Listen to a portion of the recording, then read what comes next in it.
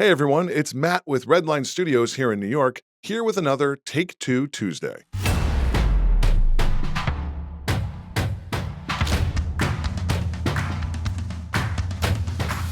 Take Two Tuesdays are where I'm going to revisit old projects, on set incidents, and mistakes in the edit room that I would do differently if given the chance all over again. I'm hoping that if I revisit some of the mistakes I made along the way, or ones I've witnessed friends and colleagues make, you can avoid them. You can thank me later, or just send me a check in the mail once you make it big. Today's Take Two topic is trying to do too much.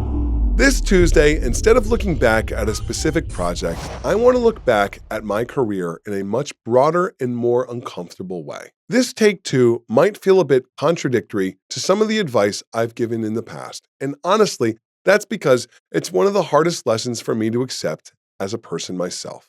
Before I got into film and television, I was an athlete. I played basketball and baseball through college, and if you've lived that life, you know it's not a hobby, it's a lifestyle. Training, weights, cardio, long practices, very long practices.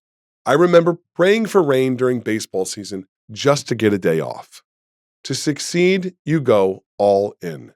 Training takes over your life. When I transitioned into film and television, I approached it the same exact way.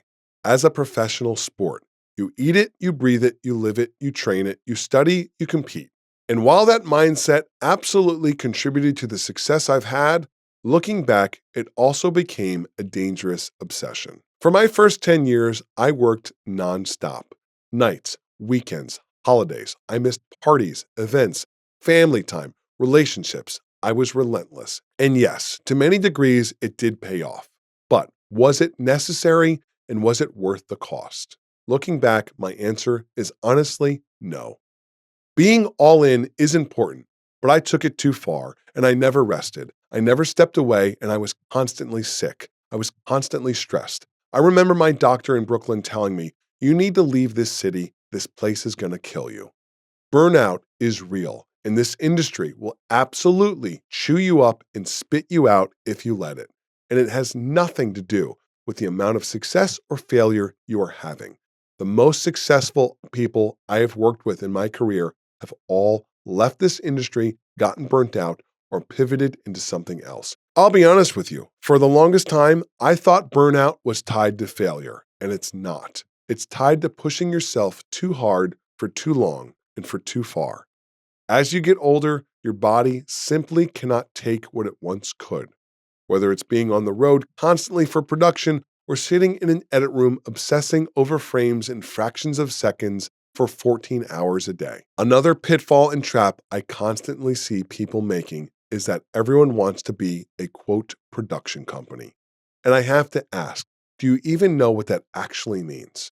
What it means is infrastructure, employees, overhead, insurance, risk. It's a term people throw around so casually. Running a production company is not a vibe. It's a huge responsibility, and sometimes it's a death wish. And I got to tell you this, most people going around throwing that term around and saying it aren't actually doing it and living it the right way. Then there's the jack of all trades problem.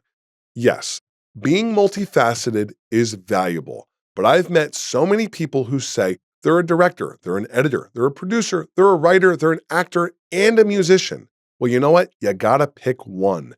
Hell, pick two, maybe even three max. But the problem is this, when you start listing 5 or 6 different jobs as your go-to, you become competent at many and exceptional at none.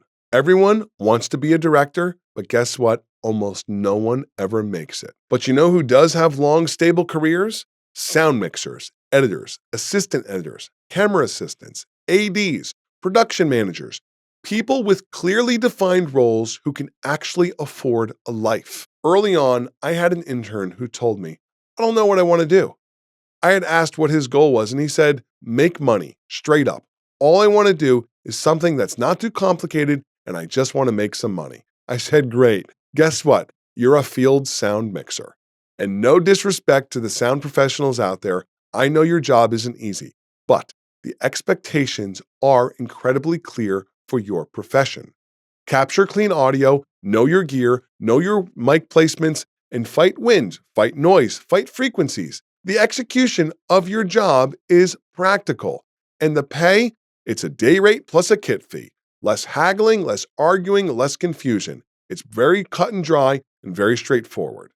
There's less ego warfare involved. That intern I'm talking about, he fully committed to the advice I gave him. He bought decent gear, he started taking on smaller audio jobs, then he got better work, then he got better gear. He invested in himself, he upgraded his equipment, and he stayed busy. While other directors out there were fighting for their next opportunity, sitting there twiddling their thumbs, he was constantly working. And listen, he's somebody who wanted to be a director too, and he enjoyed it. But he took the practical advice I gave him and he ran with it. He didn't want the fame, he wanted the stability, and he got it. One last story, and I almost hate telling it. I knew a guy years ago who was always drunk, crashing on couches, talking about wanting to be an actor, but never going on a single audition. Never worked on his craft. I don't even know if he had a craft. Then, one day I'm in an edit room, killing some time on my lunch break, and I go on YouTube, and there pops up a Warner Brothers trailer for a major motion picture. And who do I see leading in the role is my buddy, the drunk. Pure luck, timing, and circumstance. And I'm not trying to throw shade at the guy. I am just saying sometimes trying too hard can work against you. And sometimes success is all about a stroke of luck. Now, when it comes to my buddy, I'm not advocating that you sit around waiting for lightning to strike. Because the reality is, for every one of those stories, there are millions of failures. So here's the real takeaway. Work hard, but not at the expense of your health or your life. Be driven, but don't drive yourself insane. Commit to the craft, but don't try to do everything. Focus beats chaos. Quality beats quantity. Don't try to do too much, but don't be that guy on the couch waiting for his big break to fall out of the sky. I hope you enjoyed this Take Two Tuesday moment.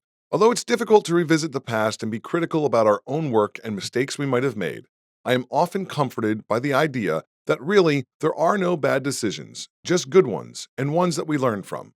Do you have a valuable production mistake you learned and you'd like to share it here? Please send it to me at insideredlinestudios@gmail.com.